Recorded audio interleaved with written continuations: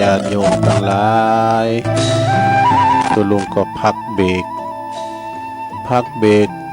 ลุกเตียวไปเตียวมายกใหญ่ค่ายตียืดเส้นยืดสายทำธุระส่วนโตวเรียบร้อยแล้วก็มาอู่กันต่อเนาะในชั่วโมงที่2เนอะศรัทธาขณะนี้ตันทั้งหลายก็กำลังฟังรายการสัพเพเหระปะกิณกะขอนลุงไก่แจ้งรายการเสียงธรรมแสงทองดำเนินรายการโดยตู้ลุงยองมานางอู่นางจ๋าเนาะศรัทธาตื่นกันมาพองแล้วก้าในเวลานี้ก็ตี4:064:06เนอะลุกมา1ข้าวหุงปลาได้แล้ววันนี้วันศีลเนอะลงเนอะวันศีลเป็นวันศีลเดินเก่าออกมานี่เก่า8 คำเนาะศรัทธาวันศีลเนอะวันนี้นะเป็นวันพระวันศีลเดินเก่าแล้วเป็นวันสำคัญของประเทศไทยชาติไทยเฮาโดยเป็นวันเฉลิมพระชนมพรรษาของพระราชินีโดยเนอะวันนี้ก็ตั้งราชการเปิดก็หยุดงานแถมเนาะศรัทธาญาติโยมทั้งหลายเปิดก็หยุดงานกันสำหรับศรัทธาญาติโยมตื่นจืนขึ้นมาแล้วก็ทำหุงหาอาหารสำหรับกับข้าววันนี้มีงานบุญหลายตีเนี่ยหลายวัดเนอะศรัทธางานเปิ่นทรงน้ำพระธาตุกันนะเนาะศรัทธาก็จะเป็นวัดโตตังสายบันหงก็หลายก็วัดพระเจ้าสะเลมวานด้วยกันฮะเนาะเราสายตั้งหลายปีงนั้นก็จะมีวัดน้ำดิบหลงนี่น้ำดิบหลงนี่ก็มีแต่หึงกันมีมือน่ะก็มีท่านพระอาจารย์ปลัดรัตัญญูรัตนวโรเนาะตัวปีอามเฮานี่พร้อมโดยคณะศรัทธาเพิ่นก็จะจัดกันวันนั้นปะตั้งผู้จวยเจโตเพิ่นก็จัดรูปแบบมีประกวดห้องเพลงระดับตำบลขึ้นแล้วนี่กันเนาะได้แล้วไปลำขึ้นแล้วนะวันนี้เพิ่นจะมีอีกเก้ลงมีอีเกมีแห่มีย้อนยุกด้วยกันก็ปากันไปในส่งน้ำพระธาตุวัดน้ำดิบหลงตั้งสายตั้งนี้ก็วัดตาตุ่มโดยเนอะวัดตาตุ่มท่านพระครูเขาเนาะหรือว่าท่านรองจำนงจันทโชโตเขานี่พอลงวัดเขาใจพลเขาเนี่ยเปิ้นก็จะมีวันเนี่ยวัดตาตุ่มตั้งไปตั้งในเมืองก็วัดบันขวางโดยเนาะหลายตีเนอะแล้วก็ตั้งตำบลดอยหล่อเฮานี่ก็มีวัดดอนจืนแต่ขึ้นแล้วตัวลุงก็ปีกมาป2 ทุ่มปลายเหมือนกันเนอะเปิดก็ขอขึ้นนอนหันจำวัดเนี่ยตุก็เพราะว่าพกวันศีลเนี่ยเนาะจะได้เข้าศาลานำปลาพันเนรเข้าศาลาเป็นวันศีลหลวงผอมได้อยู่วันนี้เพิ่นจะไปสวดมนต์ตักบาตรปวดที่อำเภอบ่กะเจ้าคณะพระครูเพิ่นไปหมดหรือก็ตุลุงเขาเน้มใจพระครู ก็อาจจะได้ปันศีลปันปอนศรัทธาญาติโยมมาทำบุญที่วัดเนาะเสียจากที่วัดแล้วก็จะไปที่วัดดอนจืนนะวันนี้เพิ่นมีงานวัดดอนจืนทรงน้ำพระธาตุครูบาสุขอนันโทเนาะสืบจัตตาหลวงโดยแล้วก็ตั้งปุณก็จะเป็นวัดป่าล้านเหนือกันเนาะวัดพระครูวิเชียรพระครูปิยศิลวิเชียรก็มีวันเนี้ยสายไต่ก็วัดรองเจ้าคณะอำเภอจอมต้องเนี่ยวัดน้องอาบจ้างกันเนาะหลวงพ่อจะไปทำบุญวัดน้องอาบจ้างอันนี้ก็เดี๋ยวก็ประกาศด้วยอันนี้ก็จะได้เราวันนั้นไปปะกันเนาะเป็นมาหับปอป๋าเนี่ยลุงป๋าหรือว่าไอ้ป๋าเนี่ยนะเป็นขับรถท่านพระครูอภิวัฒนวิกรมหรอลุงป๋าเนี่ยอู่ง่ายปดโตมันถึงมีกรรมยังนะว่าอย่างพระถึงขมกิจโอ้วันนั้นผมก็ฟังตู้นะเนี่ยขอฟังทำอันนั้นกรรมน้อยนะฟังอย่างไอ้ป๋าฟังทำฟังนิทานเรื่องอย่างนิทานทำเรื่องกบกินเดินว่ะก็เดี๋ยวจะเล่าฟังเด้อกบกินเดินพิจารณาฟังแล้วต่างไว้ละก็เดี๋ยวจะเล่าอริยธรรม ตอนตามรอยทำย้ำรอยครูนี่ของปกูสีโนนศรัทธาญาโยมเอาฟังนิทานปลาก่อนเนาะกบกินเดินจันทรุปราคาพี่จะได้ลองฟังพอนิทานปืนบ้านพักเนื้อเฮานิทานเรื่องนี้ชื่อเรื่องว่ากบกินเดินนี่จันทรุปราคาในสมัยแต่ก่อนจินผาเจ้าเฮาศรัทธามึนมันจะมึนขนาดไหนพวกนะมีอยู่ครอบครัวหนึ่งตั้งถิ่นฐานบ้านเฮือนอยู่นอกนิคมนอกบ้านนอกเมืองพุ่นกลางหายไปหน้าบ่อยเนาะครอบครัวนี้ก็มีอยู่ด้วยกัน4คนด้วยกันปอแม่2แล้วก็ลูกสาวทั้ง2คนเป็นปีกับน้องรวมเป็น4คนในสมัยนั้นถ้าว่าครอบครัวไหนมีลูกสาวก็จะได้รับการอบรมเรื่องไปในบ้านเฮิน3 น้ำ 4นี่กันนะเจ้าก็ตั้งไว้ว่าเฮิน3 น้ำ 4เนี่ยมีหยังพองเลยนะก็เดิมมีเวลาเจ้าว่าเนี่ยเฮิน3 น้ำ 4นะหูจักแม่4เลื่อนเฮิน3 น้ำ 4นี่สั่งสอนลูกไปมีลูกสาวก็หูจักหอจักเฮินลูกสาวปอแม่ลูกแล้วก็มีลูกสาวอบรมได้รับการอบรมเรื่องภายในเกี่ยวในบ้านเกี่ยวกับพินแม่สีเลื่อนแม่บ้านตีดีเช่นการจัดบ้านจัดเฮินปฏิบัติปัดกวาดถอยโถโอชามได้ล่างปัดขี่อยากย้ายตังบุญนะความประพฤติกิริยามารยาทตลอดจนทำอาหารเนี่ยเสน่ห์ไปจวักนี่นะสดาแปลงทำอาหารทำแฮมกินแฮมวาเนี่ยกะทำอาหารในครอบครัวก็ได้อบรมเรื่องต่างๆนะเราเนี่ยพ่อแม่อบรมตามธรรมเนียมประเพณีต่อมานี่ก็บรรณานัก2 คนนั้นก็สามารถที่จะทำอาหารอย่างชำนาญได้นะ2 คนพี่น้องก็ทำอาหารมีอยู่หันวันหนึ่งศรัทธาญาติโยมทั้งหลายปอกับแม่บอกให้ลูกสาวทั้ง2 คนนั้นว่าไปทำอาหารไปเพื่อจะได้ทดสอบดูฝีมือถึง2เนี่ยมันสู้เขาจะแฮมกินล้ามันจะจ้างจะจิ้มเดี๋ยวนี้ไปตุ่มให้ถอไปแล้วก็ตอนนั้นพี่ขาไปเฮ็ดหอบมันแปลอยู่ในอันนี้ปอเห็นน่ะลิตรในพี่300ปลายพวกนี้แต่ลิตรพี่300ปลายพวกน่ะปล่อยมันลิตรซาวเดี๋ยวลุงจะซื้อกินปล่อยมันในดำเลยกินตับมันทั้ง2นั้นก็เข้าไปในโคกไปทำหุงหาอาหารไปทำอาหารการจนเสร็จเรียบร้อยซะนะแต่ก่อนในตอนใต้ทั้ง2 คนเนี่ยนะปรากฏว่าลองทดสอบจิ้มดูรสอาหารเป็นจะได้ประมาณจางเอามาจิ้มไหมกะโดยรสอาหารเป็นจะได้ถูกปากหรือบ่ถูกปากแต่ว่าปรากฏว่าบ่ถูกปากซึ่งกันและกันทั้ง2มันบัดมึงใส่เกลือนักละไปจิ้มอีห้อยนะปีมาก่อนเนาะก็อีปีใส่กะปินักเถียงกันว่า2 ปีน้องเถียงกันอยู่ในโฮงโคพุ่นน่ะ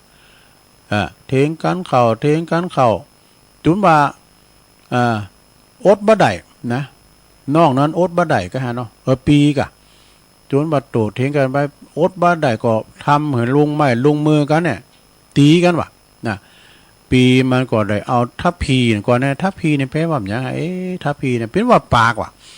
เอาทัพพีนั้นไปฟาดใส่หัวน้องมันนะส่วนน้องสาวมันก็ให้มันดิมจะว่านะบุตรโต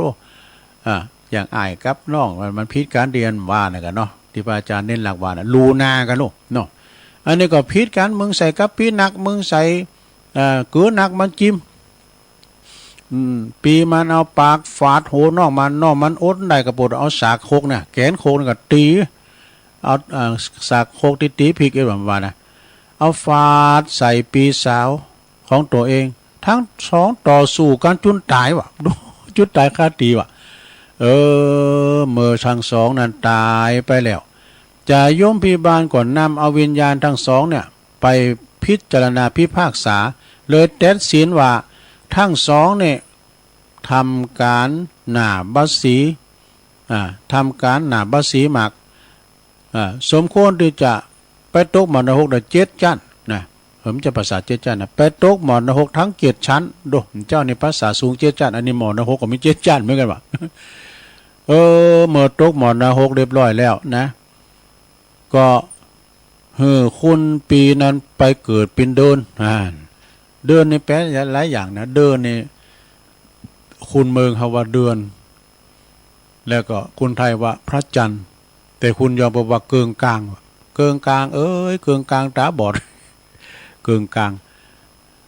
ต้นปีนั้นไปเกิดเป็นเดินเนี่ยส่วนวันนอกนั้นไปเกิดเป็นกบนี่เมื่อว่าทั้งสองไปเกิดเป็นเดินแล้วก็เป็นกบแล้วก็ยังอาฆาตแค้นกันอยู่2 ปีนอกนี่ก็หู้แล้วอาฆาตกันอยู่เมื่อว่าถึงตอนกลางคืนได้มีโอกาสมาพบมาปะกันอีกความแค้นความอาฆาตแค้นนั้นก็เกิดขึ้นน้องนั้นก็เข้าไปปากกืนเดินถึงแก่นนะดูกบตัวใหญ่ก็กืนคุณปีดังที่เฮาได้หันว่ากบกินเดินนะ กบกินเดินเนี่ยเพิ่นก็จะต่อยปิดต่อยโปกันแพทปืนกันนี่เพิ่นก็สายละครั้งกันทั้งวัดนี่นะเพื่อจวยปีมันบ่เห็นนอกมันคายแล้วก็เลยจบให้ดีเนซะด้านะขอคิดเรื่องนี้เปิ้นสอนหนูว่าทำให้คุณทำให้เฮาฮู้ถึงในสมัยก่อนๆมีขนบธรรมเนียมประเพณีอย่างใดมีหยังพองแต่ก็เป็นกรณีตัวอย่างที่บ่ดีเนอะที่พี่น้องผิดกันนะที่แสดงให้หันถึงสิ่งที่เฮาบ่ควรเอาเป็นแบบอย่างเพราะว่าอาฆาตแค้นกันปีนกันน้องกันแล้วก็มีความเจอว่าตายแล้วไปขึ้นสวรรค์ไปตกมรณหกอันนี้เจอว่าอย่างนั้นซึ่งเป็นการสอนเพื่อให้คุณทั้งหลายเนี่ยทำคุณงามความดีบักกาทำความชั่วนั่นเองจบศรัทธาญาติโยมทั้งหลายจบลุงไป สนองไอ้ป๋าเนอะลุงป๋า ฟังอยู่จ้าลุงป๋าเนี่ยโชเฟอร์คุณขับรถพระครูอภิวัฒนวิกรมนะคุณอยู่ห้วยทั้งเลยดูมาส่งตัวลุงปิ้นประจำไปที่หันที่นี่ก็มาหับตัวลุงไว้นะเนาะลุงป๋านี่ก็จบลงไปนิทานปลำปลากบกินเดินนะกบกินตะวันก็มีนะสะท้าสมัยเลี้ยงควายเมื่อก่อนนะครับกบกินตะวันนี่มาถึงมืดเลยเนอะ กบกินเดินก็คือความสามัคคีนะเป็นปีน้องๆแล้วกุลสตรีนะเปิดว่ามีความมีฝีไม้ลายมือในการทำหุงหาอาหารทำสำหรับเขาบางคนเนี่ยน้ำพริกได้ก็ตำบะจางนะ ตำน้ำพริก500ก็มจางก็มีเนอะต่อไปจะได้เอารอยธรรมในรอยอริยธรรมแปลว่ารอยอริยธรรมตอนตามรอยธรรมย้ำรอยครูนี่ของพระครูศรีโนนแก้วสุขเนอะมีหลายเนอะอันนี้ก็ว่าไปกำหน่อยเนาะว่าไปกำหน่อยก่อนบทแรกนี่ข้อที่1สิ่งที่หาได้ยากที่สุดในโลกคือสังสารญาโยมไม่มีอย่างตุสตังนะกะสตังมันหายากหางไม่มาอยู่ที่แข็งก็ถูกอยู่มันหายากก็ถูกอยู่แต่ว่าอันนี้หายากหรือนั่นสิ่งที่หาได้ยากที่สุดในโลกคือ1การเกิดขึ้นของพระพุทธเจ้าก็หาได้ยากเนอะสะท่าอย่างเฮาต่างหลายได้นับถือศาสนาพุทธเนาะ เฮาก็อยู่เย็นเป็นสุขกันเนี่ยกะสะท่านะก็อยู่เย็นเป็นสุขบ้านเปิ้นเมืองเปิ้นเกิดสงครามกัมสังกานี่บ้านเฮาอยู่ลมเย็นเป็นสุขก็คือว่าเฮาตามรอยพระพุทธเจ้านะเฮามีวัดมีวาอารามแต่ละบ้านเฮาก็มีวัดมีวาเข้าวัดเข้าวาไปศึกษานำธรรมคำสอนไปทำบุญตักบาตรฟังเทศน์ฟังธรรมเนี่ยนะก็ถือว่าเป็นการที่ว่าเฮาเป็นเจ้าปุตอยู่กันอย่างลมเย็นเป็นสุขมีการไม่งานตั้งบ้านตั้งจองก่อนน้อมนำนิมนต์ครูบาอาจารย์พระสงฆ์องค์เจ้ามาจำเริญพระพุทธมนต์สื่อโพราจตากาเนาะปัดล้างควานอยู่ดีมีสุขนี่อันนี้นะพระพุทธเจ้าเกิดขึ้นมาในโลกนี้ก็ยากหนักเนอะศรัทธาญาติโยมนะแล้วข้อที่2ไปเลยมีการมีพระสัทธรรมก็หายากเด้อ นี่นำธรรมคำสอนของพระองค์สัมมาสัมพุทธเจ้าศรัทธาญาติโยมพระสัทธรรมนี่นะก็หาได้ยากเนอะเฮาเอามีพระพุทธพระธรรมพระสงฆ์มาเป็นสรณะที่ปึงพระเรียกว่าไตรสรณคมเนาะมาฟังในจิตในใจของเฮาก็อยู่เย็นเป็นสุขกัน3ในข้อที่3การที่ได้สดับรับฟังพระสัทธรรมนี่ก็หายากเนอะศรัทธาบางบางทีเนี่ยคุณใครฟังธรรมแต่เนอะแต่ว่ามิตุเจ้ามาเทศมาสั่งมาสอนก็หายากตุเจ้าทำอันนี้เป็นปริญธรรมเก่าประโยคปัญจเตธรรมมือฟังเนอะมีคุณฟังก็หาได้ยากได้หมดนะหาคุณฟังได้ยากมาก็ต้องสมดุลกันเนอะมีตึงคุณฟังมีตึงองค์เตนี่นะฟังพระสัทธรรมก็ได้ง่ายเพราะว่ามีตึงคุณฟังมีตึงองค์เทศนี่เนาะข้อที่4การหู้และปฏิบัติตามพระสัทธรรมก็หาได้ยากก็มีหลายเนาะที่เป็นสำนักปฏิบัติธรรมอย่างวัดพระธาตุเจ้าสลีจอมตองกานี่เดี๋ยวนี้เพิ่นก็กำลังเข้าโรมโครงการปฏิบัติธรรมวิปัสสนาที่เพิ่นไปอบรมเนี่ยเดินกึ่งสระ45วันกันเด้อเพิ่นอบรมพระกรรมฐานเนี่ยเนาะพระกรรมฐานนี่ก็ได้พระวิปัสสนาเนาะพระวิปัสสนาญาณเนี่ยเป็นอบรมอย่างเคียงคัดนะสดาจุกขึ้นหงนอนขึ้นหงก็มีนะเนาะข้อที่5การได้เกิดเป็นมนุษย์ก็หายากเด้อการที่เราได้เกิดมาเป็นคุณนี่ก็แสนยากเนอะสดาลุงนานเปิ้นดึงเล่าฟังเด้อลุงนานอาคมนะพอหลงนานเฮาเนี่ยคุณเฮาเนี่ยถ้าเกิดมาในเปิ้นผอโง่โตหนึ่งว่าดูที่ถ้าได้เกิดมาเป็นคุณเนี่ยมีโง่ตื่นโตมีเขา2เขาดูแล้วที่ถ้าเกิดไปเป็นสัตตลิสานก็เกิดไปตั้งห้องอบายกรรมสังกายนะเกิดไปตั้งตีบดีนะปุถพอคุณโง่ว่าสดาดูคุณโง่มาขีดร้อยสินปันสินเนาะหาได้ยากเนอะคนเขาเกิดมาเป็นมนุษย์นะมันก็หาได้ยากเกิดยากเนอะเกิดมาเป็นสัตว์สิ่งหิ่งห้อยนี่มันหนักแล้วเกิดมาเป็นมนุษย์ในยากกิจโฉมนุษย์สัพปฏิลาโภข้อที่6เนอะการได้พบปะศึกษาการได้พบปะและศึกษาพระสัทธรรมนี่ก็หายากเนี่ยสถาหายากนะก่อนหนังสือก็ความจริงก็หายากก็แต่คุณเฮามันคุ้นคว้าเนี่ยเนาะสถาเนาะคุ้นคว้านะศึกษากะพระสัทธรรมเนี่ยเพราะว่าการที่ได้พบและศึกษาพระสัทธรรมนี่ก็หาได้ยากศึกษาหำเฮนเนอะก่อนเนี่ยมันมีครูบาตุนหนึ่งเนี่ยเป็นฝ่ายในธรรมพันเนนมากราบไหว้ปุจถามเน้นจบนักธรรมขี่ชั้นเดี๋ยวก็จบนักธรรมตีพองนักธรรมโทพองให้กันเนาะเพิ่นก็ถามมันจักสีมีอะไรบ้างนะพรหมวิหาร4มีอะไรบ้างบ่จะถามไม่หรอกเอาต่อไปข้อสุดท้ายแล้วกันเนี่ยอันข้อที่7เนาะมี8ข้อนะลงเนาะดับแรกนี่ไว้8ข้อก่อนเนาะข้อที่7ในการถึงพร้อมด้วยมีศรัทธาก็หายากเนี่ย ศรัทธาคือความเจอความเหลื่อมใสเนอะถึงพร้อมด้วยศรัทธาในคุณแก้วเจ้าทั้ง3นี่ก็ศรัทธาเนาะคุณพระรัตนตรัยคุณพระพุทธพระธรรมพระสงฆ์เฮาได้ศึกษาหำเฮนถึงพร้อมโดยมีศรัทธาหาได้ยากนะฉะนั้นวัดแต่ละวัดเพิ่นจะมีประจำหมู่บ้านเฮาก็เข้าวัดเข้าว่าเนาะเป็นศรัทธาวัดนั้นวันนี้ศรัทธาความเชื่อความเลื่อมใสเอาสุดท้ายข้อที่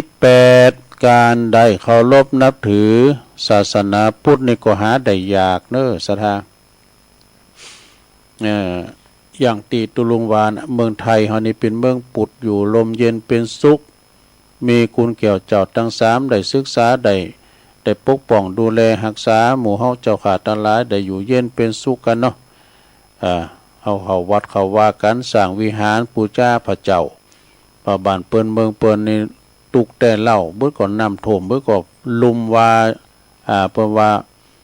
พายุลุมโลงก้าน้ำท่วมน้ำนองไฟใหม่ไต่ลามก็นะเบิดก็เกิดอย่างนั้นเบิดก็เกิดอย่างนี้ฉะนั้นเฮาอยู่เป็นเจ้าปูดเนี่ยเมืองล้านนาเมืองไทยเฮาเนี่ยกินหมนตาลหวานกินหวานต้านตอมกันถึงแม้นว่าเดี๋ยวนี้เขาของหายาก็ดีเฮาก็ยังกินต้านกันอยู่ก็มีนักก็ตานเป็นตำนักมีนักก็ตำบาดตำแห้งเฮาไปเนาะเปิ้นหอยคติธรรมทั้งหน่อยเด้อพ่อครูนะ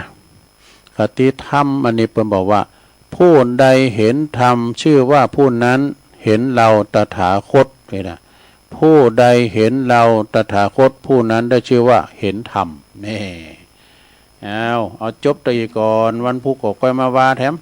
วันต่อไปพัดหน้าก็เอาลอยอริยธรรมตอนตามรอยธรรมย้ำรอยครูโดยพ่อครูศรีนวลแก้วสุขนะนำดิบน้อยเปิ้นหมอปอบพยามาตัวลุงเน้อก็ต้องขอบคุณเจริญปอนขอบคุณกับพ่อครูนักเนาะวันนั้นก็ขอบคุณปอเลียงถาด้วยเด้อปอเลียงถาพอเลียงท้านำดิบน้อยกันทาเนาะก็เปิ้นมาถวาย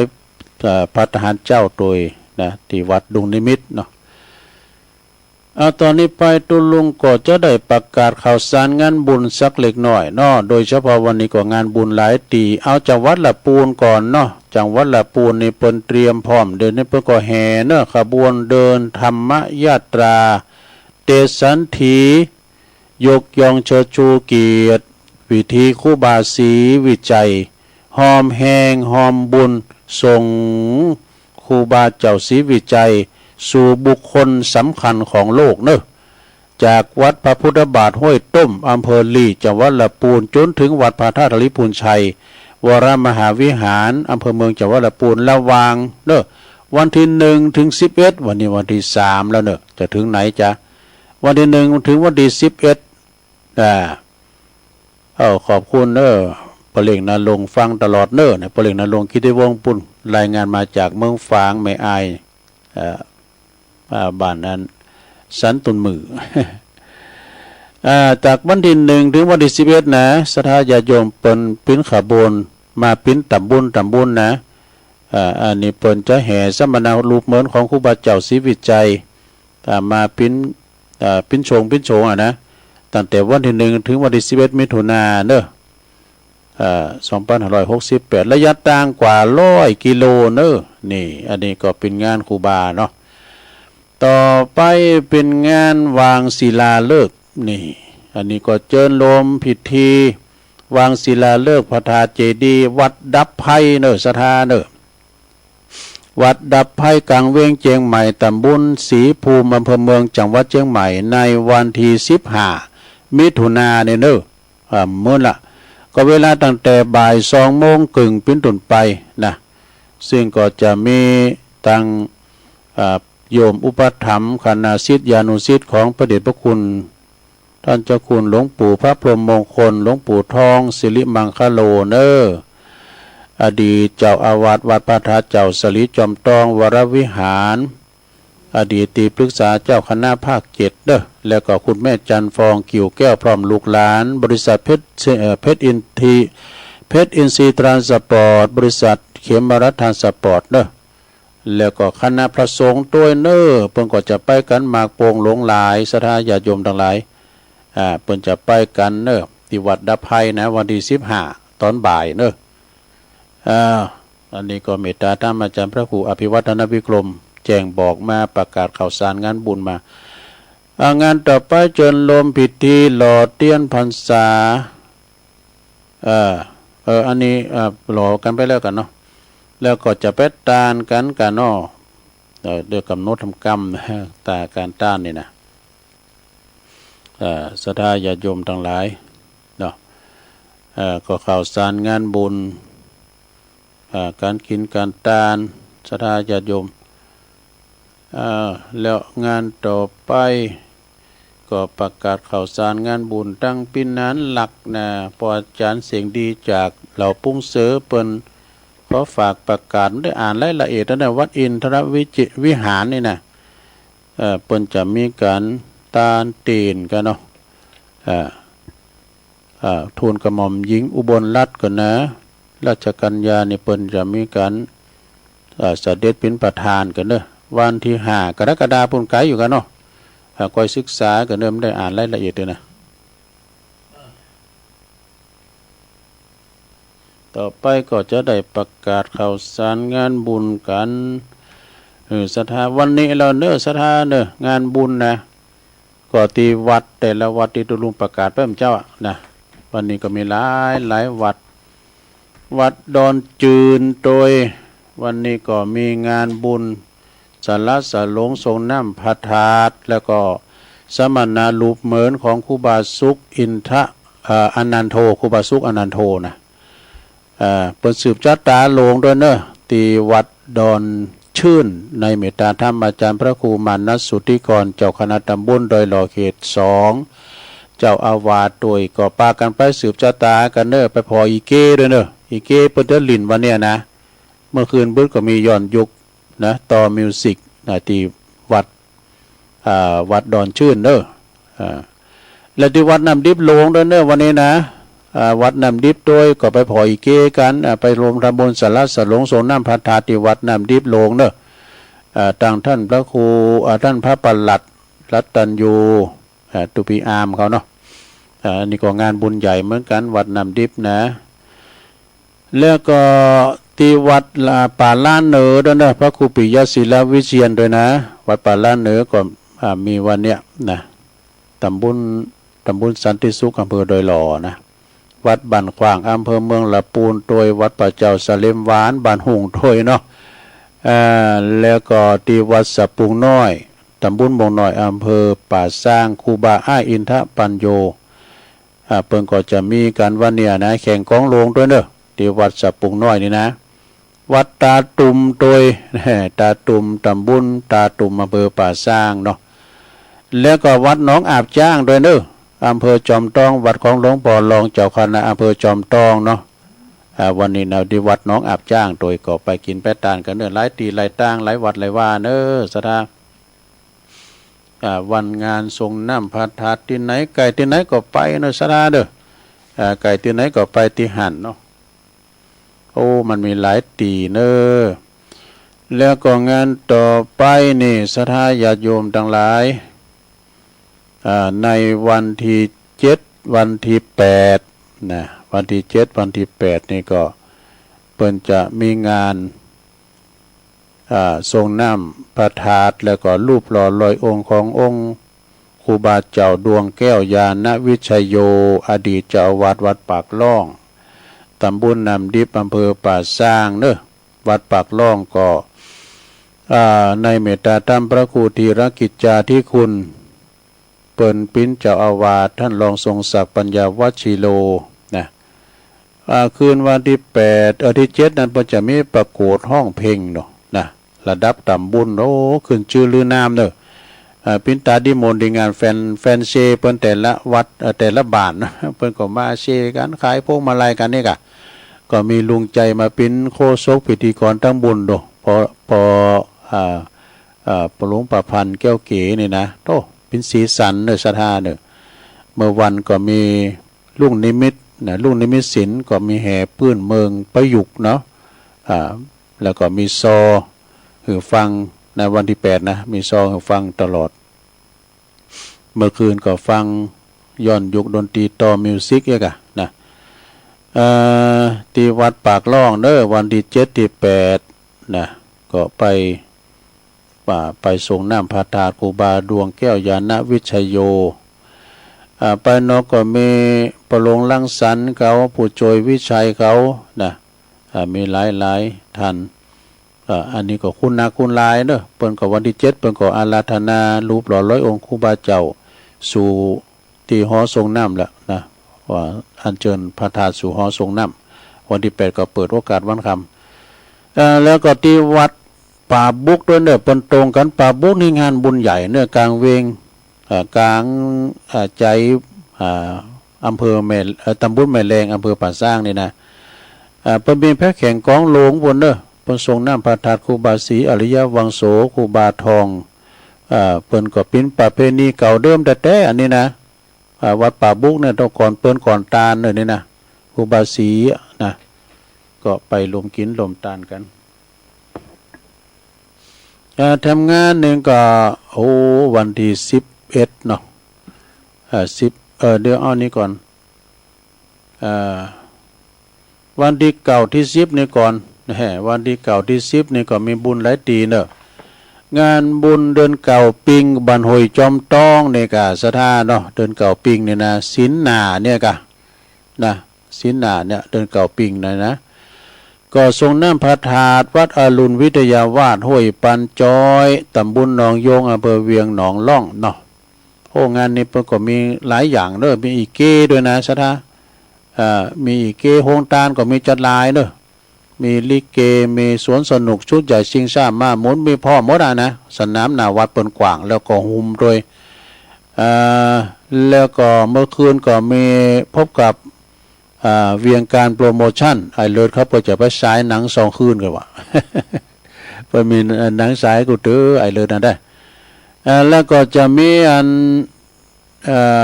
แข่งกองโลงด้วยเปิ้นสื่อตีทางหลังวัดจัดกว้างตีเปิ้นดูตางเอาไว้แข่งกองไว้ที่จอดรถมีการไม่งานโดยที่จอดรถเป็นลานจอดรถตัวลุงธรรมเนาะเปิ้นก็ฝากประกาศมาพระครูมงคลก็โทรมาบอกตัวลุงก็จะได้ไปช่วยงานเปิ้นตามปกตินะไปกุปีเนาะที่วัดห้วยปันจอยนะ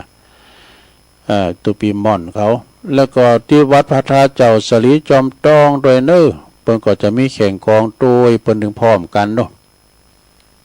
วัดพระธาตุเจ้าสลีจอมต้องก็ตรงกันวันเดือนเก่าปิงแล้วก็วัดหนองเหงโดยเน้อวัดหนองเหงตำบลสันติสุขอำเภอดอยหล่อในเมตตาธรรมอาจารย์พระครูวรธรรมมานาถอันเป็นเจ้าคณะตำบลสันติสุขเจ้าอาวาสวัดหนองเหงเปิ้นก็จะมีกินต้านกันวันนั้นเด้อวันที่เก่าที่10เด้อจัดต้านโต๊ะต่างม่านนางเก้าอี้หยังหลายอย่างนะก็ไปกินเป็ดตานด้วยกันนะวัดหนองเหงเด้อเพิ่นก็มาออกรายการทุกวันอาทิตย์นะอาจารย์พระครูแต่เมื่อนั่นล่ะนะแล้วก็วันที่17-18นี่17-18มิถุนายนนี่ก็หลายวัดเด้อหลายวัดโดยกันประเพณีทรงน้ำพระธาตุวัดหลวงศรีเตตัวนะเนาะ17-18ในเมตตาธรรมพระครูกัลยาณธรรมนิวิตเจ้าคณะตำบลศรีเตเจ้าวัดวัดหลวงศรีเตเด้อครูบาเจ้าเสาคำตัวปีสังวรเขาตัวปีสีอานเขาพระเนนเป็นหลายเนาะวัดศรีเตเนี่ยนะวัดในเมตตาธรรมพระครูบาสุรินโทนะวัดหลวงศรีเตนี่เปิ้นก็สั่งแปลงหลายอย่างด้วยกันนะสั่งแปลงหลายอย่างแล้วก็เป็นวัดชุมชนที่ศรัทธาเปิ้นหนักนะก็ไปกินไปตานกันเด้อวัดหลวงศรีเตี้ยแล้วก็มีวัดพระนอนมอนจางด้วยกันเนาะมันตรงกันนะวัดมอนจอมถ้ำเพิ่นเนาะเมธาบ่ได้วัดมอนจอมถ้ำบ่ได้เมื่อก่อนนี่เคยไปช่วยงานพวกนี้แล้วก็วัดมนจอมวัดมนพนนมนจ้างนี่ก็ตำบลมะกอกอำเภอป่าซางเนี่ยอันนี้ก็เก่าแก่นะในเมตตาธรรมท่านพระมหาอามรเนาะก็ตามตำนานเปิดกับว่าพระพุทธเจ้าของเขาเนี่ยเปิ้นมาตากผ้าที่วัดพระบาทตากผ้าเนี่ยเปิ้นตากผ้าดูจากหันเปิ้นก็ย่างย้ายไปนอนที่วัดพระนอนแหมคืนเนี่ยเลยเป็นวัดพระนอนมนจ้างเนาะก็วัดเปิ้นงามเนาะศรัทธาญาติโยมวัดพระนอนมนจ้างนี่นะตัวลุงไปเตือนเนี่ยได้ถอดแคบสุมาได้ถอดรองเท้าเนาะก็เข้าในโขงแก้วเปิ้นนะปูตัวนอนบ่น่ะวัดเปิ้นงามวัดพระนอนมนจ้างก็17-18แล้วก็วัดน้ำบ่อหลวงว่านารามด้วยเนอะวัดหลวงปู่เจ้าคุณแล้วก็ตังพินานอินตุปีอินครับเพิ่นก็ไปโบสถ์อยู่เพิ่นเนาะตุปีอินเนาะปะกันเนี่ยก็ว่าครูบาที่ไหนศีลาจารวัดเพิ่นก็งามผิวพรรณวรรณะก็งามตุปีอินเนาะเพิ่นอยู่เราปะก้อยนี่เป็นปอจานเก่าไปโบสถ์อยู่พุ่นน่ะน้ำบ่อหลวงพุ่นนะ แล้วก็วัดพระธาตุเจ้าดอยหล่อด้วยเนอะดอยหล่อนี่ก็เมตตาธรรมอาจารย์พระอธิการจิตอนาลโยพุทโธ5 วัน 5 คืนก็เลยมีพระรถบัมเมื่อวานดูอันนี้สำงานบุญใหญ่เนอะประจำอำเภอดอยหล่อนะ14 ถึง 18 มิถุนาดูมีซอตัวยแล้วก็มีย้อนยุก2-3 คืนกันก็แล้วก็มีมวยมีแห่แห่อันประยุกต์กายกะสระมีดนตรีมีเอ็ดดี้ตลาดแตก แล้วก็มีประกาศในขายชุดใหญ่เนอะชิงชามายกมาหมุนรถบั่มนี่นะมีมันหมด14 ถึง 18เนอะไปปักกันที่วัดพระธาตุดอยหล่ออำเภอดอยหล่อนะแล้วก็วันที่18-19น้ำก้ามกันเนาะตีปุ่นมิถุนามันก็นานลดหลั่นไปวันหนึ่งทรงน้ำพระธาตุเนาะที่วัดก้อขาหนองโบวัดก้อขาหนองโบนี่ก็ตั้งอยู่ตำบลตาตุ่มเนอะอำเภอป่าสร้างนะในเมตตาธรรมพระครูไพศาลจันทคุณตุลุงอินเขาเนี่ยนะพระลุงหนอด้วยเนาะปอลำเซนเขาปอลำมาเขาปออาจารย์ปอนั้นวิลาศเสียงดีปอจานเอาปอหลวงบุญส่งปัญญาพัฒน์เขาเนี่ยนะผู้จุยเขาอบตโอ้อันนี้ก็งานบุญใหญ่เหมือนกันเนอะ18-19 มิถุนายนนี่นะแล้วก็งานต่อไปศรัทธาญาติโยมงานต่อไปก็ในวันที่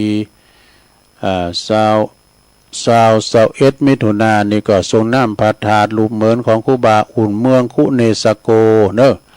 วัดมงคลวารารามหลองเคอกวาวหลองเคอกวาวนี่ก็ตั้งอยู่ตำบลหนองโยงอำเภอเวียงหนองหลองในเมตตาธรรมพระอธิการนครตุปีคอนเนอะครูบาสุทินเขาตุปีวัดเขานี่ก็วันที่21เนอะก่อนนี้ก็งานบุญใหญ่มีแข่งกองโลงด้วยนะแข่งกองโลงล้านนาด้วยแล้วก็มีซอแล้วก็มีย้อนยุกด้วยเนอะก็ไปกินแป้ตานแล้วไปรวมทำบุญกัน รวมทำบุญกินต้านกันแล้วปล่อยโลงยังมีอยู่เนอะ19 ถึง 21 มิถุนายนนะตุปิชนฝากประกาศมาที่วัดหลายแก้วเนอะวัดของปอสอิงเขานี่กันนะ19 ถึง 21 มิถุนางานสมโพธิปล่อยโลงวัดเนอะปล่อยโลงที่วัดหลายแก้วนะไปกินแป้ตานกันเนอะแล้วก็มีงานต่อไปศรัทธาวัดอรุณวิทยาวาสก็ประกาศไปแล้วโอ้เมตตาธรรมหลวงปู่ครูบาพระครูมงคลวิทยาคมเนอะพระครูมงคลวิทยาคมตุลุงธรรมตุปิมอนเขาแล้วก็อันนี้วัดวัดตุนพึ่งอำเภอเวียงหนองล่องเปิ้นก็จะมีงานทรงน้ำพระธาตุกูอาทิครูบาอดีตเจ้าอาวาสวัดตุนพึ่งในวันที่24-25เนอะ24-25เดือนเก่าดับพอดีเนาะก่อนในเวลาวันที่24นะเพิ่นจะมีทักษิณานุปทานเนอะแล้วก็วันที่25เนี่ยก็เป็นวันงานเพิ่นละก็ไปกินแป้ตานกันเด้อในเมตตาธรรมอาจารย์พระมหาธีรพันธิรกิติเจ้าคณะตำบลแล้วก็เจ้าวาดวัดตุนพึ่งพี่น้องศรัทธาตุนพึ่งกูฮ้อนหลังคาเฮือเนี่ยคุณหลายเด้อแล้วมันตรงกันนะศรัทธาถึงวัดหนองเงือกด้วยเนอะ24-25เหมือนกันเนอะวัดหนองเงือกก็โอ้คุณหลายเพิ่นก็จะมีในวันที่24ก็ทักษิณาเหมือนกันเนอะแล้วก็25ก็เป็นวันงานท่านพระอธิการวีรยุทธยุทธวีโลเนอะเจ้าอาวาสท่านอนาลัยโยเหมือนกันนะก็ไปกินแป้ตานรวมบุญกุศลด้วยกันเนาะศรัทธาญาติโยมทั้งหลายงานบุญประเพณีต่างๆแต่ละวัดแต่ละวาแล้วก็มาถึงในวันที่11เนอะศรัทธา11 มิถุนายนก็เป็นวันคล้ายวันเกิดของครูบาเจ้าศรีวิจัยแห่งวัดบ้านปางเนอะวัดบ้านปางนี้เปิ้นก็จะมีงานสืบชะตาโลงด้วยกันเนาะตัวลุงก็เคยไปช่วย11 มิถุนายนนะวันคล้ายวันเกิดของครูบาเจ้าศรีวิจัยนักบุญแห่งล้านนาไทยนะเปิ้นก็ คุณหลวงคุณลายเนอะสถาเปิดงานปีนึงเป็นมีเดือน6ปิ้งเนี่ยก็ทรงน้ำพระธาตุอีกเดือน6ปิ้งทรงน้ำพระธาตุแล้วก็วันที่11มิถุนาทุกปีนะชาติการวันเกิดครูบา146ปีก็ลืมไปแล้วน่ะได้ยินเปิ้นกล่าวว่านั่นน่ะ140กว่าปีแล้วเนี่ยครูบาละสังขารไปเนี่ยนะครูบาเจ้าศรีวิจัยวัดบ้านปางเด้อในเมตตาธรรมครูบาวินัยอภินันโทเปิ้นเป็นเจ้าอาวาสองค์ปัจจุบันเนาะก็ไปกินแปดตานกันแล้วก็ทำงานหนึ่งเนี่ยที่ไหนนะฮะที่อาจารย์พระครูเปิ้นส่งมานะงานหล่อเต้นก็แล้วไปแล้วนะแล้วก็งานหล่อเต้นนะกับสถาก็คือตุลุงกับประสาทเหมือนกันเด้อวันที่21กะเนาะสถาญาติโยมทั้งหลาย21มิถุนาเพิ่นจะมีการหล่อเต้นที่วัดแม่ห้องใครเนอะวัดตุลุงแดงในวันที่21ไปอยู่ไกลก็ดังใดก็ไปลมกินลมตามไปลมไผจะเป็นเจ้าภาพเนอะสถาเป็นเจ้าภาพสังพองก็เป็นเจ้าภาพเต้นตุ่นนี่ก็500 บาทเนอะสถาเนอะเต้นตุ่นนึงนะเพราะว่าไผจะเป็นเจ้าภาพแล้วก็ประจัดต้านไฟโซลาร์เซลล์แถมอันหนึ่งนี่นะโซลาร์เซลล์นี่ก็500 บาทเนอะสถาแล้วก็สังฆทานแต่ละวัดนี่นะวัดหนึ่งก็1,500 บาทเนอะสถาแต่พระจะหับพิ้นเจ้าภาพนี่นะ1,500 บาทแจ้งความประสงค์จำนงหมายได้เนอะในวันงานก็ดีแล้วก็พระจะพิ้นเจ้าภาพปูจุมปูจ้าแผ่นเต้นนี่ก็แผ่นละ20 บาทนี่เนาะไปปูจ้าหน้างานบุก็ได้เนาะสถาแล้วปูจ้าหน้างานหรือว่าจะไปจะปูจ้าอย่างได้ก็ตามนะที่ต่อได้ตีตุลุงแดงก็ตุลุงก็25ตัวนะเดี๋ยวเนี่ยไหวที่ไหนเราไม่ได้25พอนั่นก็สถาญาโยมก็ไปกินแปดตานกันในวันที่21นะที่วัดแม่ห้องใครปูนดอยสะเก็ดปุ่นนะสถาก็ตั้งดีตั้งสะดวกสบายสินตั้งเข้าไปตานนะก็ลองไปถามที่ตั้งตุลุงแดงเขาได้เปิดถึงบอกสินตั้งเป็นมาออกรายการเนี่ยเนาะสถาเนาะในวันที่นี่เนอร์21เนอร์สถาก็ไปกินแปดตานกันแล้วก็ส่งอันนี้แฮมเนาะสถาเนาะถึง25ปะก่อนพิญญาสถาเนาะก็คือวันที่21นะก็ไปรวมสู่หล่อเต้นวัดสากันพระจะปิ้นเจ้าภาพตุ่นนี่ก็500ไฟโซลาร์เซลล์ก็500ถ้าปิ้นสังก็1,500เนาะสังฆทานแต่ละวัดนี่นะหรือว่าศรัทธาจะไปหับสิ่งใดสิ่งหนึ่งก็เชิญกันได้เด้อแจ้งความจำนงไปตุลุงก็พอในเน็ตมันมีไหนเพราะน่ะเบอร์โทรของตุลุงแดงเขาเนี่ยนะพี่ยังเนาะเดี๋ยวทำพระครูจะแจ้งนะครับจะตักกันตั้งลายกันเนอศรัทธาเนาะกลุ่มเครื่องสีขาว150แล้วก็แม่น้องนี่นะแม่น้องก็ตักมาตั้งลายอุ้ยสาวคุ้มตะวันเมืองวะปุ่นนะเมืองวะแล้วก็บุญส่งจากลำปางนะไหวสานะครับเด้อแล้วก็มีแม่แดงอัมพรเต็นดอกไม้หลายจอมต้องบุก็ฟังอยู่เน้อเจ้าไอ้นะโยมยุพินหอมมาลาปีน้อยนี่ก็ฟังจากบ้านแม่โยก็ชัดเจนดีเน้อไอ้นะปะเล่งนั้นลงกิติวงศ์เด้อปุ้นอยู่เมืองฝางปุ่นนะอยู่แม่อายกันเนาะแสนตุนมือนี่แม่อายฝากความคิดถึงไปเตือนเด้อ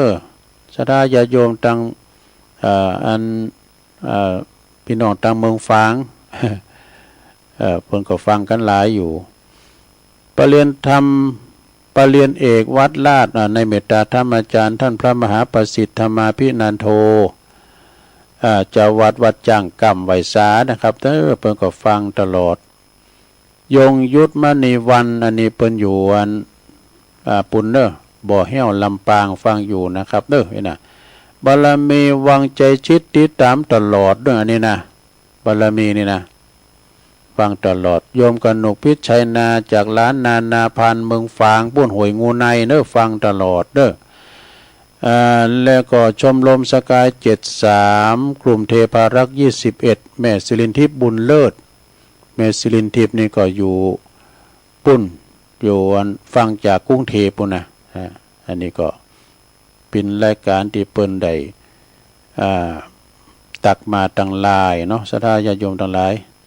ตักกันมาตั้งหลายก็ขออนุโมทนาขอบคุณมาณโอกาสที่นี้ตัวมีแล้วเนี่ยสำหรับศรัทธาญาติโยมที่จะเป็นเจ้าภาพก็เชิญกันได้เนาะแล้วก็ปีนี้เป็นปีที่18แล้วนะก็จะมีกำหนดงานวันเสาร์ที่21นะที่วัดแม่ห้องไคร้นะพระจะทำบุญเป็นเจ้าภาพเสาศรัทธาสังฆทานก็ชุดละมีอยู่15ชุดมี15วันละ 1,500 บาทกันจ้าก็จะหมดเนอะกันจ้านะโอ้คุณหลายนี่ แล้วก็จะปิ้นเจ้าภาพตังตุนเตนก็500ไฟโซลาร์เซลล์ก็500นะหรือว่าจะปิ้นเจ้าภาพโต๊ะอาหารเพนหรือว่าปิ้นโต๊ะจีนนี่ก็30โต๊ะตัวละ 1,000 บาทก็ติดต่อสอบถามได้ก็มีเบอร์โทรของพระครูชลทานพิทักษ์081เด้อ796 4608 081 796 4608เด้อนะหรือว่าจะโอนไปตามธนาคารเลขที่ธนาคารกรุงเทพสาขาด้วยสเก็ตเลขบัญชี486 028 5594 486 028 5594เด้ออันนี้รายละเอียดก็มาเล่าฟังแล้วเนาะศรัทธาเอาละตอนนี้ไปก็จะเปิดสายแล้วเนอะศรัทธาญาติโยม089 955 6506โทรกันเข้ามาตักตายกันได้ทำกรรมกับปักกันกับวันพัดบนเนอศรัทธาว่าขอบคุณทางท่านพระมหาสมชาติชาตปัญโยโดยเนอเปิ้นได้มาตกมาแตนตุลุงในตะว่าเนี่ยนะว่าตอนบ่าย3นะเนาะเจริญปอนเจ้าวันการเป็นคติธรรมกำยองเลยเจ้าไปในคนเดียวบ่มีปนป้องถ้าไผมาต้องจะห้องหาไผบ่ฮู้หันป้องกันจุยใดก็เพราะว่าไปคนเดียวเนอะเจ้าไปที่ไหนไปคนเดียวไม่มีเพื่อนระวังอันตรายไม่มีใครช่วยนะเจ้ากำยองวันละคำนะเจ้าคำว่าขยะหมอนะเจ้าภาษาไทยแปลว่าสมองดีนะเจ้าไอ้สาเจ้าเจริญปอนภาษาการครับโอ้หลวงพ่อกฤษเนาะครับอากาศเย็นดีเนาะเย็นดีหลับดีเลยหลับปุ๋ยเลยเวลาอะไรนะอาจารย์ภาษาการครับผมไว้สาครับหลวงพ่อกฤษพุทธอุทยานปางโมเจริญปอนจ้าสาธุเจริญนานโยมฟังอยู่เนอะโยมแม่จันทรีเนอะแม่จันทรีสุภาเนาะใส่บางเมืองฝางเนาะเจ้าชัดเจนดียินดีแม่จันทรีหลายๆเนอะเมืองฝางมาละเมืองฝางไม่อายใส่ประการเจ้ายินดีแม่เนอะสาธุเจริญปอนกราบไหว้สาธานเจ้าองค์ลูกเจ้าติดแต่ทุกวันครับถ้าคนใดลูกเจ้าเนี่ยฟังเทศขึ้นเนี่ยเนาะตอน4.5ถ่ายทอดนะมาจากวัดปุ่นดอยน้อยพระธาตุดอยน้อยครับว่าครับไอ้ทุกตัวก็เศร้ามุกเกิงมันไหวนะตรงนั้นใครลูกแล้วเนาะครับวันนี้สวรรค์ท่าวัดสินแล้วก็ลูกคู่มาถึงทำหมดงานเลี้ยงแล้วก็ลูกซัวเนาะครับ วันที่21พระกติวันแห่งไข่เนาะ โอ้ได้กะปากกะหาออกมากะกันมาจุดขาดนะ โอ้คนนิมนต์ก็ต้องไปนิมนต์ก็เลยไปอยู่ไป เออได้เพิ่นได้ไปรับเอาตีเนี่ยนะ นะครับภาพเลยกล้าขันลังหันออกได้ภาพที่เพิ่นไลน์มาเนาะ ได้กะ เอาบ่ได้เอาขี้เพิ่งไปหอมบนเทอร์เน็ตให้ได้เอาขี้เพิ่งดีๆงามๆกัน ขี้เพิ่งแผ่นที่อันเปิ้นซีเตี้ยนะเปิ้นเอา นั่นเราเอาอ่ะ นั่นเอาขี้เพิ่งเพิ่นแผ่นนั้นเอาเด้อ เพราะว่าเตียนภาษาของผมมันมีแล้วนะ เตือนภาษานะกะอันนั้นเปิ้นเอามื้อไหนได้ จาสมเพศเพิ่นมีเยอะ หลม เพิ่นเอาไปหอม2เล่มใหญ่อ่ะหันเวลาของตุงแดงอ่ะ พอดีกะ เขาคนนึกว่าจะเอาขี้พึ่งใหม่เป็นว่าบักก็ได้ค่ะเป็นนางเนาะ เป็นหยัง ขนาดสาธุน่ะ18เดือนเดียวเนาะ ครับ ปีที่18อ่ะ แม่นเนาะ ไหว้สาด้วยความเคารพนะครับ โอ้ขอบคุณหลวงปอนเด้อ ให้กำลังใจทุกลุงเด้อ โอ้สาธุครั ครับ ไปปักกันหาเนาะที่วัดแม่ห้องไคร้บางท่านบางคนเพิ่นก็ว่าวัดห้วยห้องไคร้ไอ้เนี่ยมันถูกเด้อต้องแม่ห้องไคร้ห้วยห้องไคร้ในโครงการพระราชดำริเนาะ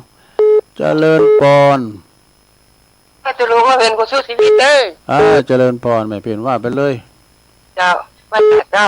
แสงไฟสว่างตาแสงธรรมะสว่างใจสว่างตาได้แสงไฟสว่างใจได้แสงธรรมเจ้าบางชัดเจนด้วยเครื่องจักรจะรู้เด้อวันนี้ไม่หอยก็มีเด้อ ไม่ให้วันนี้เนาะ บ้านด้านหนำร่องไปฟ้อนวันนี้ สาธุแม่อีให้โดยแฮมสายเจริญปอน ไปต่อเจ้าดู โอ้แม่จันเรือนใสมาปิดใต้ วันนี้งานประเวณีวัดตะการบึกใจขันดอก108วันเนี้ยกะ วันเนี้ยแล้วก็ ลืมบอก 108ใส่คัน108เนาะ หดน้ำพระธาตุเก่าแก่อันของนิตการนี่นะ แต่กะได้อันเอาเข้าอันแฟมนะครับนี่ เป็นบ้านไก่บ้านนิมนี่ก็เรียนเชิญมาใส่ขันดอกกันเนาะ น่ากะไปกินปลาตาลด้วยกันเนาะ มันใกล้กันเนี่ย เนี่ยมันใกล้กันเนี่ยการเรียนตาการก็ดึงแน่นหนาแล้วนั่นน่ะ หน้าวัดก็มีกาดด้วย ซาตาก็มีเป็น500เวลา ดูกาบานเพิ่นก็เลิกกินแล้วนี่ ยินดีแม่จ๋าเด้อ วันนี้วัดใดก็แบบ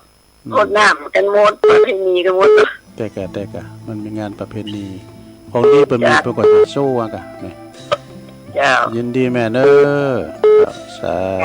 ธุ เจ็บมีข่าวไว้พระเจ้า จบถึงแม่จันนี่ขอสุมาเนี่ยที่เพิ่นโทรมานะเอาไว้เตือนหน้าเนาะเดี๋ยวโทรหาท่านพระครูอำกำเด้อตุลุงจบเวลาพอดีจะล่ำเวลาเปิ้นเนาะต่ออีกก่อนวันพัดปักกันนะหมายจัตตาโลธรรมาวัตันติอายุวันโนสุขังปะลัง